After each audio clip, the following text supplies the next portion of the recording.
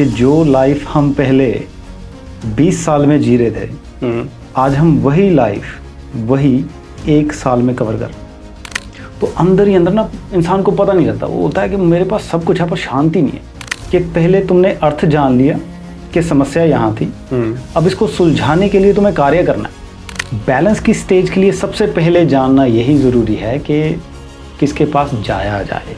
मैं स्पिरिचुअलिटी से कैसे डिस्कनेक्ट हो गया, वो मुझे कैसे पता चलेगा? अभी मैं संपूर्ण नहीं हुआ, अभी मेरे से बड़े बड़े धुरंधर बैठे जो भक्ति कर रहे, मैं तो कुछ भी नहीं। माँ बाप इतने स्पिरिचुअल होते हैं कि बच्चों को भी तू यहाँ चल, ये कर, माथा टेक। बच्चे को समझाया नहीं है कि ये क्यों हो रहा है। स्पिरिचुअलिटी को गरीबी के साथ, अगर कोई भगत है और उसके पास पैसा है तो उसको भक्त नहीं गिना जाएगा। आज लोगों के पास सब कुछ है, बाहर से दिखने को खुश दिखते हैं लेकिन अंदर से शांति नहीं है। किसी से भी पूछो वो कहता है कि अंदर से शांति नहीं है।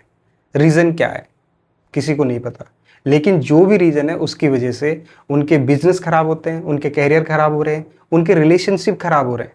और आज हमारे साथ इन्हीं सारे क्वेश्चंस के आंसर के लिए महाराज शुभ जी हैं। महाराज शुभ जी से हम सारे क्वेश्चंस के आंसर पूछेंगे कि अंदर की शांति कैसे मिलती है और ये आर्टिफिशियल लाइफ जो कॉस्मेटिक लाइफ है इससे दूर होके स्पिरिचुअल लाइफ की तरफ हम कैसे जा सकते हैं। महाराज शुभ जी, बहुत बहुत स्वागत है आज के पॉडकास्ट में और रियली थैंकफुल कि आपने मुझे टाइम दिया इस वैल्यूएबल डिस्कशन के लिए। Welcome again. Thank you. Maharaj ji, आज टेक्नोलॉजी बहुत अपग्रेड हो गई है, अपॉर्चुनिटी भी है लोगों के पास में, लेकिन अंदर से शांति नहीं है। अगर हम बोलें कि किसी को भी मैं पूछता हूं तो वो कहता है कि यार बाहर से तो सब कुछ सही दिख रहा है लेकिन इनर पीस जिसको हम बोलते हैं ना, अंदर से आत्मीय शांति, वो है ही नहीं। ऐसा क्यों है? एक्चुअली हमने ना टेक्नोलॉजी तो बढ़ गई, इसका मतलब ये हुआ कि जो लाइफ हम पहले 20 साल में जी रहे थे, आज हम वही लाइफ वही 1 साल में कवर कर। हमारी कितनी स्पीड बढ़ गई। पहले एक जगह से दूसरी जगह जाते थे, दिनों दिन लग जाते थे, आज कुछ घंटों में पहुंच जा रहे हैं, एक विश्व के एक कोने से दूसरे कोने पे भी। तो उसके बीच में ब्रेन कितना कुछ प्रोसेस करता है। क्या हम अपने ब्रेन को रिलैक्स करने के लिए टाइम दे रहे हैं? दे ही नहीं पाते, क्योंकि टेक्नोलॉजी का एक तो यूज़ है, दूसरा है मिसयूज़। अब हम क्या करते हैं, हमें मान लो सफ़र के दौरान ही 15 मिनट भी मिल गए ना रिलैक्स करने के, वो नहीं, वो फ़ोन निकलेगा और उस पर चलेगा। तो ब्रेन को हम कॉन्स्टेंटली ऐसा फीड करी जा रहे हैं कि हमारे सिस्टम में रिलैक्सेशन नाम की चीज़ नहीं रही। एक तो ये चीज़ है। दूसरा, अगर हम इसी टेक्नोलॉजी को आगे लेके जाएं, अगर ये समझे कि ये हमें सपोर्ट कर रहा है, तो साथ में हमारी इच्छाएं भी ऐसी बढ़ गई कि अब एक गाड़ी से बात नहीं बनती, अब 4 चाहिए। मुबारक है, वो 4 भी मुबारक हैं, 1000 भी मुबारक हैं, परंतु इस कॉस्ट पे नहीं कि आपने अपना शरीर त्याग दिया, आपने अपने रिश्ते त्याग दिए, आपने समाज में मिलना वर्तना जैसे था उसको त्याग दिया, या उसको समझा ही नहीं कुछ। मतलब जीवन की कला, संपूर्ण कला में सब कुछ आएगा, उसमें पैसा भी आएगा, उसमें शांति भी आएगी, लेकिन हमने क्या करा, पैसे को आगे कर दिया, शांति को वो पीछे। फिर वही पैसा कमाने के बाद हम निकलते हैं शांति की खोज में, उसी पैसे को वहाँ पे लगाने के लिए। तो जो हम सोचते हैं कि हम किसी तरीके इस टेक्नोलॉजी को शांति के लिए यूज़ कर पाएँ, उसके लिए पहले तो ये विचार आना मन में कि मुझे शांति भी चाहिए, यही बहुत ज़रूरी है। नहीं तो इंसान तो पहले टारगेट ही सोचता है सुबह उठ के, आज ये अचीव करना है, आज ये अचीव करना है, आज ये करना है।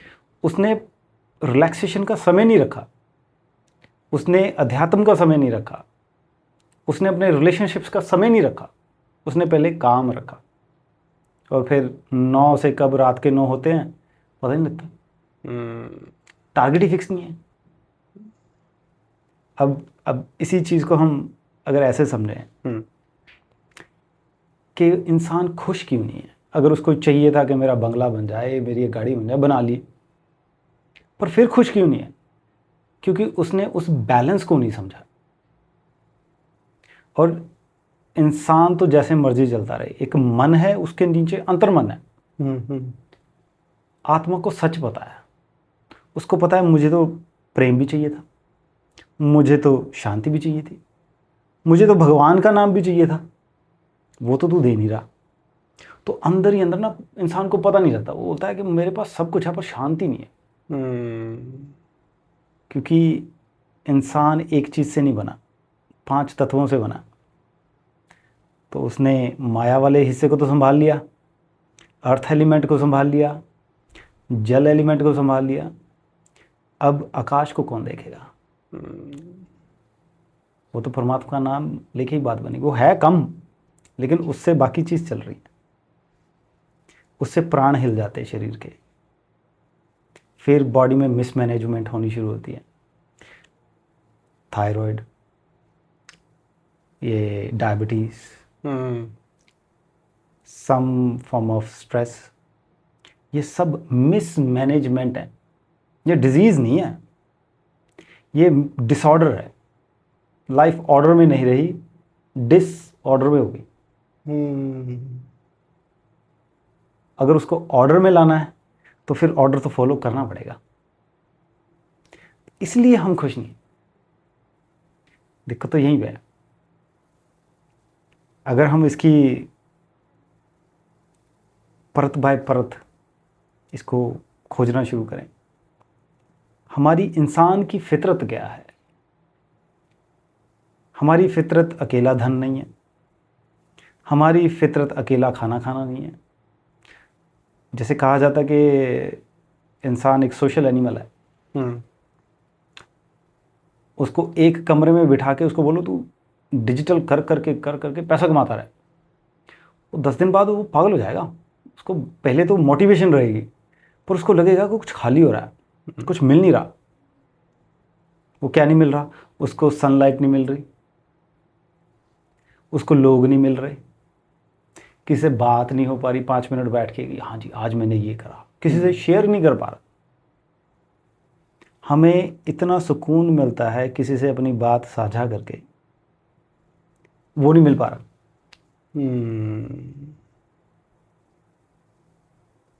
अब पति पत्नी को समय नहीं दे पा रहा, वो अपनी बात किससे साझा करेगी? वो भी डिप्रेशन में जाएगी, वो परेशान होगी, वो भी परेशान होगा। ऐसे पूरा संतुलन बिगड़ता जा रहा है। अगर इसके बैलेंस को बना लिया जाए, पैसा, प्रेम, भक्ति, सब कुछ लिया जा सकता है बैलेंस को बना के। अब बैलेंस बनेगा कैसे? यही मेन प्रश्न है कि बैलेंस। अब प्रॉब्लम तो समझ में आ गई कि प्रॉब्लम यहाँ पे है। अब इसको बैलेंस में बदलने के लिए एक तरीके का डिसिप्लिन है। अब डिसिप्लिन ये कहता है कि पहले तुमने अर्थ जान लिया कि समस्या यहाँ थी, अब इसको सुलझाने के लिए तुम्हें कार्य करना है। पहले पहले मन बोलता, अगर मान लो यही बात कर लें कि सुबह जल्दी उठना है, पहले कुछ दिन तो मन यही बोलता है चल 10 मिनट सो लेते हैं। वो 10 मिनट के 1 घंटा कब हो जाता पता नहीं लगता। पहले तो यही डिसिप्लिन हो गया। फिर चलते चलते कब खाना है, कब नहीं खाना है, कब 5 मिनट अपने को देने हैं भक्ति के लिए, कभी सिर्फ अपने आप को रिलैक्स करना है, उसका डिसिप्लिन। अब ये बनाएगा कौन? कोई ना कोई तो बनाएगा। क्योंकि अगर आपको खुद को ही पता होता तो आप बना चुके होते। ट्रू। या तो इंसान को पता है पर आलसी है, तो भी कोई तो है जो उसका आलस तोड़ेगा। अगर वो खुद तोड़ सकता, किसी की मोटिवेशन उसको नहीं चाहिए होती, फिर तो मुबारक था। अब मोटिवेशन चाहिए, एक कंसल्टेशन चाहिए। अब उसको वो दे कौन? डॉक्टर के पास जाए, वो एक तरीके की चीज़ बताएगा। योगाचार्य के पास जाए, वो एक चीज़ बताएगा। आयुर्वेदिक डॉक्टर के पास जाए, वो एक चीज़ बताएगा। अब संपूर्ण कहाँ से मिले? संपूर्ण के लिए गुरु चाहिए, मास्टर चाहिए। वो बोले कि अच्छा तेरे शरीर में दिक्कत है, ये वाले आसन, ये वाली एक्सरसाइज ये तेरे को करनी, अच्छा तेरे को पैसे की भी दिक्कत है, अच्छा इतना टाइम तेरे को इस वाले काम पे सपोर्ट करना, क्योंकि तेरी कुंडली देखी, तेरा चार्ट देखा, उसमें यही तुझे सूट कर रहा है इस समय के भीतर। पैसा भी तो जरूरी है। तो वो कार्य करते करते, शरीर का ध्यान रखते रखते इंसान बैलेंस बना सकता है।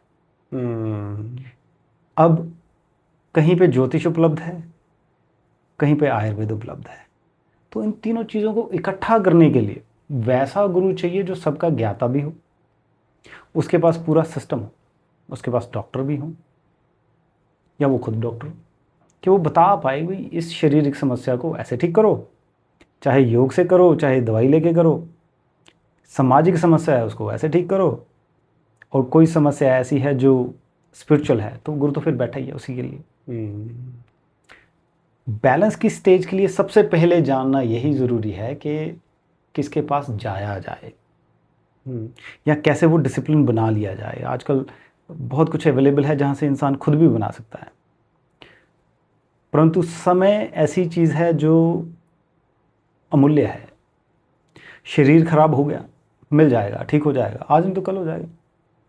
पैसे चले गए, नुकसान हो गया, कोई नहीं, कमा लिए जाएंगे, आज नहीं तो कल कमा लिए जाएंगे। समय जो चला गया वो मिलना नहीं, उसके लिए कुछ भी पे कर दो, कोई भी कीमत अदा करने को आप तैयार भी हों, लेकिन वो वापस नहीं मिलेगा। तो उसी समय के अंदर ये ज़रूरी है कि हम अपने आप को संतुलित कर लें। अब पहले पता नहीं था, मान लो चलो इसी को सुन के किसी को पता लग गया हो, आपके दर्शकों को ये पता लगा कि अच्छा मुझे बैलेंस बनाना है, आपके पास ना आए, हमारे पास ना आए, पता लग गया ना बैलेंस बनाना ज़रूरी है। ढूंढो, ढूंढना ज़रूरी है कि बैलेंस कहाँ से बनेगा। आप मिल ही जाएगा, आज नहीं तो कल मिल जाएगा, पर पता तो हो क्या ढूंढ रहे हैं। तो उसी के लिए फिर गुरु बैठता है।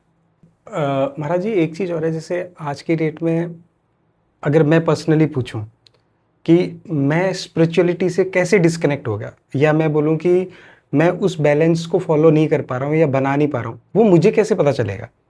अगर सपोज मान लीजिए, क्वेश्चन ये भी है, अगर मुझे पता चल जाए तो मैं ठीक कर सकता हूँ, लेकिन मुझे पता ही नहीं है कि मेरा बैलेंस बिगड़ा हुआ है या मैं स्पिरिचुअल लाइफ की तरफ जा ही नहीं पा रहा हूँ, वो कैसे होगा? इसी के लिए कहा जाता है सत्संग। सत्संग, कभी कभी सत्संग करने से ये पता लगता है, साथ मतलब सत मतलब सच, संग मतलब उसका संग करना, उसके साथ बैठना। अब सत्संग से पता लगता है कि मेरे अंदर भी प्रॉब्लम है, अभी मैं संपूर्ण नहीं हुआ, अभी मेरे से बड़े बड़े धुरंधर बैठे जो भक्ति कर रहे, मैं तो कुछ भी नहीं। फिर गुरु ही बताएगा कि तेरा सिस्टम बिगड़ा हुआ है। अब अगर हम ये जाने कि खुद कैसे पता करें, पहले ये समझना पड़ेगा, खुश हो नहीं हो, सिस्टम बिगड़ा हुआ है। पैसे हैं नहीं है, सिस्टम बिगड़ा हुआ है। सेहत अच्छी नहीं है, सिस्टम बिगड़ा हुआ है। अच्छा, लोगों के साथ मिलते हैं फिर लड़ाई हो जाती है, सिस्टम बिगड़ा हुआ है। इसका मतलब ये नहीं है कि आपको लोग ही ऐसे मिल रहे हैं, इसका मतलब ये है कि आपकी ऊर्जा ऐसी है कि वैसे लोग आ जाते हैं। अब शहद है तो मक्खी तो आएगी।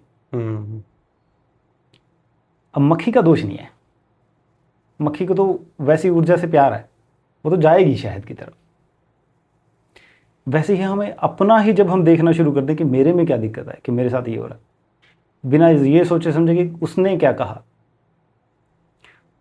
तो हमें पता लग जाए कि अगर ये चीज़ें संपन्न नहीं हैं हमारे आसपास, तो हम संपूर्ण नहीं हैं, हमारे अंदर दिक्कत है। कारण तो स्पष्ट हो ही रहे हैं रोज। कुछ लोग ऐसे भी होते हैं, जैसे बोलते हैं मुझे ना फीलिंग नहीं आती, मुझे भगवान के नाम की फीलिंग ही नहीं आती। अगर उनको बोलेंगे कि चलो भाई गुरुजी के पास चलो या मंदिर मस्जिद चलो, कहीं चलो जहाँ पे प्रभु का नाम लिया जा रहा हो या स्पिरिचुअल बातें हो रही हो, वो कहते हैं मुझे फीलिंग ही नहीं आती है। वो किस मतलब किस मिट्टी के बने हुए लोग हैं?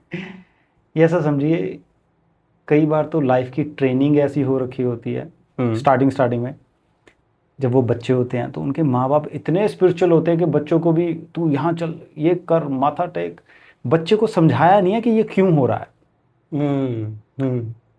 बच्चे के खेलने के टाइम पे उसको वहां ले जाते हैं, उसके लिए तो वो विरोधी हो गया।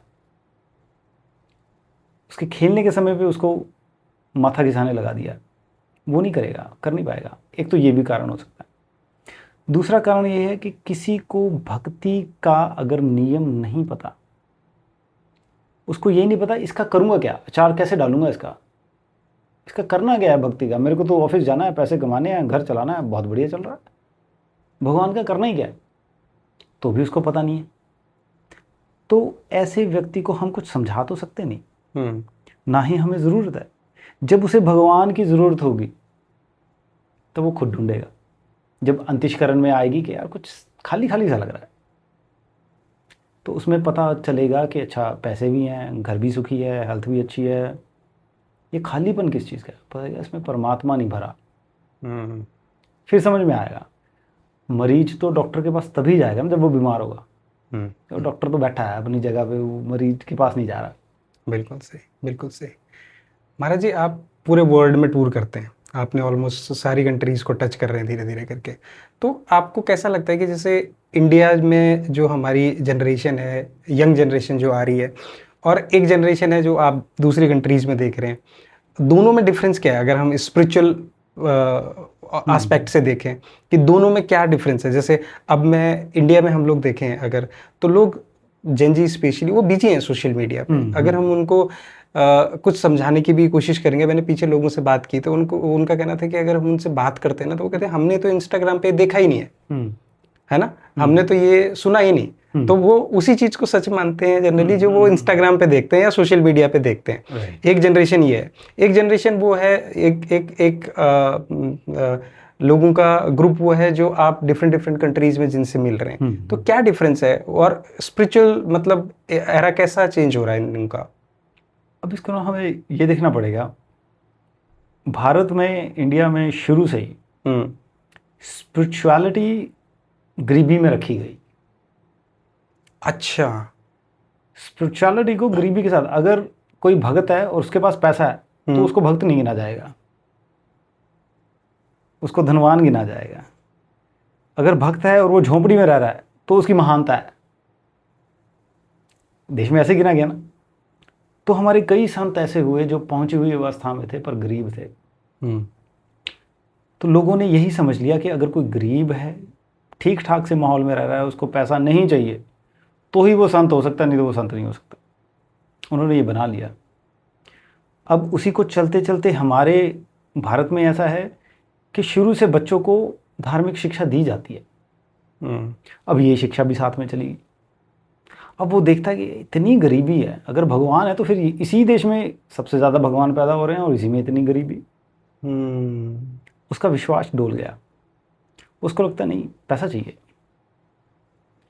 उधर वेस्ट में क्या हुआ, भगवान नाम को देखा ही नहीं, कमाना है, बनाना है, ये क्रिएट करो। वहाँ पे क्रिएशन के नाम पे पूरी गवर्नमेंट फंडिंग हो रही है, लोग फंड कर रहे हैं एक दूसरे को और अच्छा यूज़ हो रहा है। कोई किसी को करप्ट नहीं कर रहा। करप्शन है पर ऐसे नहीं है कि जैसे हमारे देश में कि कोई किसी को खाई जाएगा, उसका भोलापन देख के उसको लूट ही लिया जाएगा, ऐसा नहीं।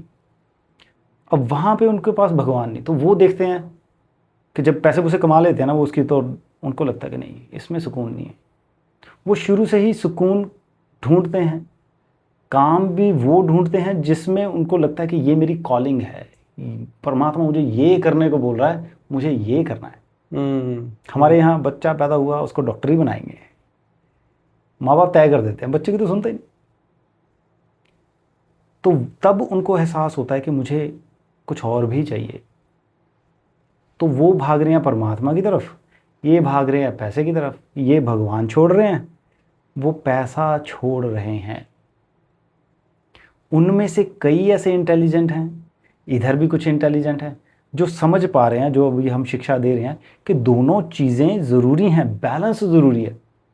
आपको लगता है कि कभी ऐसा टाइम यहाँ भी आएगा, इंडिया में भी लोग इस तरीके से सोचेंगे या थॉट चेंज होगी? बिकॉज बहुत बड़ा क्वेश्चन है, मतलब इसलिए है क्योंकि India is the capital of spirituality कहते हैं, और आज वहीं पे मतलब ये है कि स्पिरिचुअलिटी के ऊपर ही क्वेश्चन उठ जाते हैं। तो आपको लगता है ऐसा कुछ होगा चेंज आगे जाके? हमारी संस्कृति में ये बहुत मुश्किल है, क्योंकि सबको एक धर्म दे दिया गया है पैदा होते ही। अगर वो कहीं और से भी अपना कोई व्यू लेके आता है अच्छा, तो उसकी अपनी कम्युनिटी अपने वो बोल देते हैं कि अच्छा अब तू उनका हो गया, हाँ। अब तू उनके साथ मिल गया, उसकी अच्छी बात को भी। तो वो उसको ऐसा नीचा घोषित कर देते हैं कि उसको लगता है कि यार मेरी अपनी कम्युनिटी वाले मुझे रिजेक्ट कर रहे हैं। तो अगर तो उसको अपनी कम्युनिटी चाहिए तो वो फिर दूसरे को एक्सेप्ट नहीं कर पाता। इसीलिए हम कहते हैं कि मेरा तो कोई धर्म है ही नहीं। आओ, जहाँ जुड़े हो वहाँ जुड़े रहो, पर उसका सच जान लो, अपना बैलेंस जियो। धर्म सिर्फ आज की डेट में एक करप्ट मैनेजमेंट है। कोई भी धर्म हो, उसको मैनेज किया जा रहा है लोगों द्वारा। बिल्कुल सही कह रहे हैं आप। अब सच जानने के लिए फिर भी गुरु ढूंढना पड़ेगा। अब जब सच जानने की जिसमें हिम्मत होगी वही कर पाएगा, और ऐसे योद्धा कोई कोई होता है जिसको सच जानने के बाद उस पर चलना है। ये कमज़ोर दिल वालों का रास्ता ही नहीं है। कमज़ोर दिल वाले भेड़ों की तरह लगे रहेंगे लाइनों में, उनको वही करना है। इसलिए इस देश में ये मुश्किल है, परंतु इन सभी में कैपेबिलिटी है, सब में इतनी पोटेंशियल है कि हर एक घर में एक बुद्ध बैठा हुआ है, हर एक घर में एक शिव बैठा हुआ है, पर उनको जगाए कौन? इसीलिए हमने ये मिशन संभाला कि हम सच का प्रचार करेंगे। हमें भेड़ों के साथ काम ही नहीं करना। हम जो शेर हैं, सोए बड़े हैं, उनको उठाएंगे, अपने आप हो जाएगा। पर ये होगा, अभी वही बात हो जाएगी। अगर हम ये बोलें कि सारे ही धर्म के प्रति हो जाएं, तो पलड़ा एक तरफ चला जाएगा। इसका मतलब है दोनों ज़रूरी हैं। परंतु अभी क्या हो गया, पलड़ा नेगेटिविटी की तरफ ज़्यादा हो चुका है। तो अभी उतने से बैलेंस की ज़रूरत है जहाँ पे दोनों एग्जिस्ट कर पाएँ। उसी से ये सृष्टि चलती है, क्योंकि अभी पलड़ा दूसरी तरफ भारी है।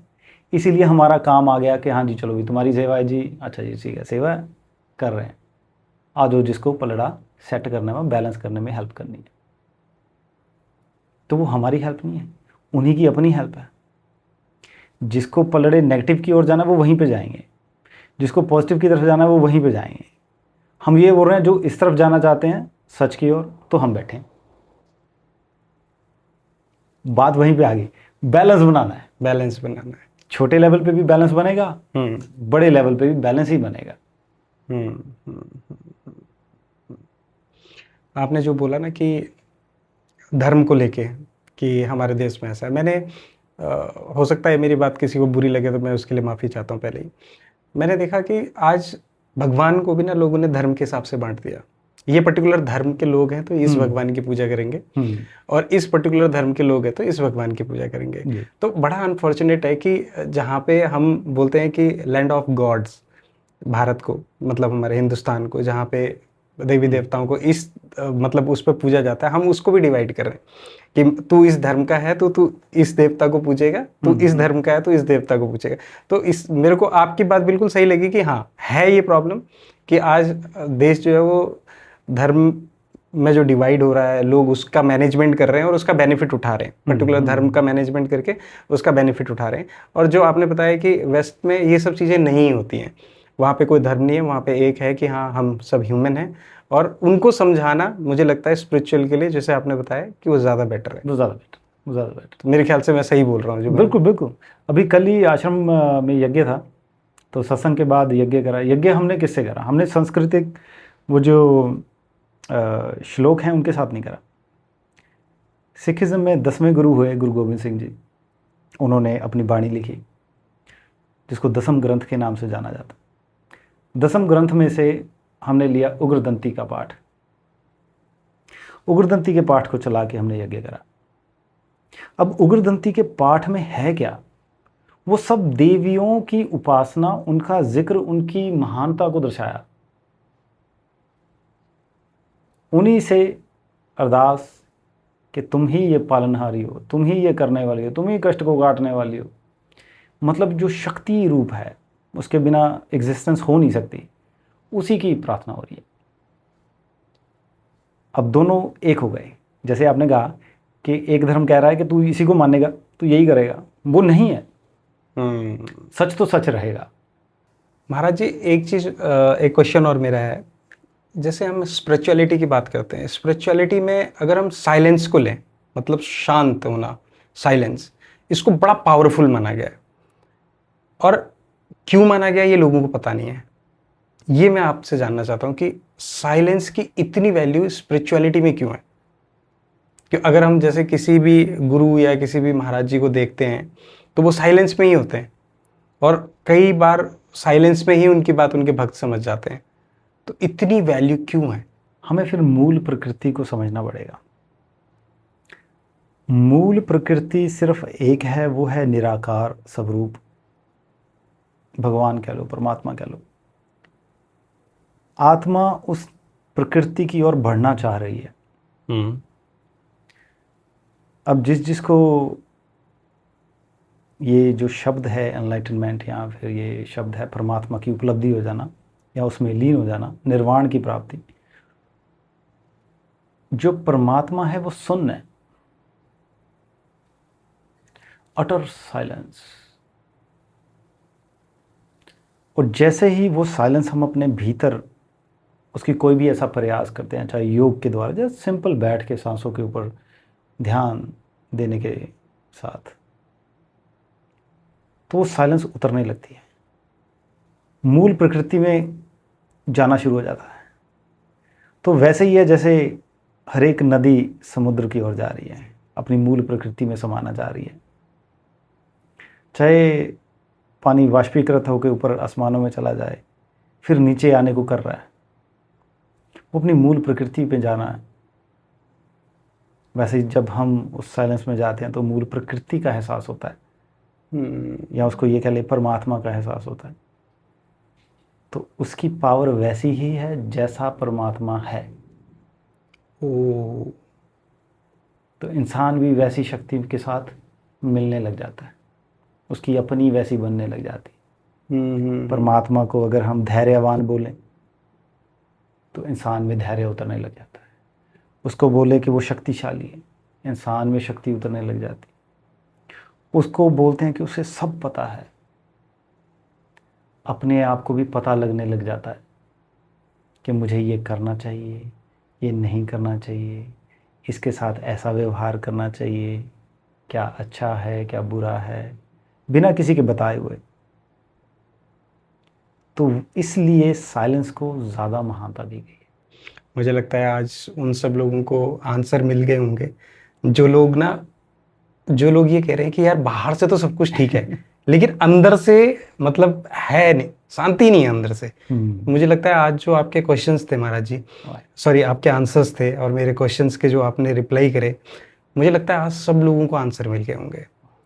और मैं रियली बता रहा हूँ, I am very grateful, thankful to you कि आपने मुझे टाइम दिया और इतने सारे वैल्यूबल अपने सजेशंस दिए, अपने इनपुट्स दिए, इंसाइट्स दिए स्पिरिचुअलिटी को लेके। And thank you so much, and thank you so much for being here with me on this podcast. प्रणाम प्रणाम प्रणाम। प्रणाम।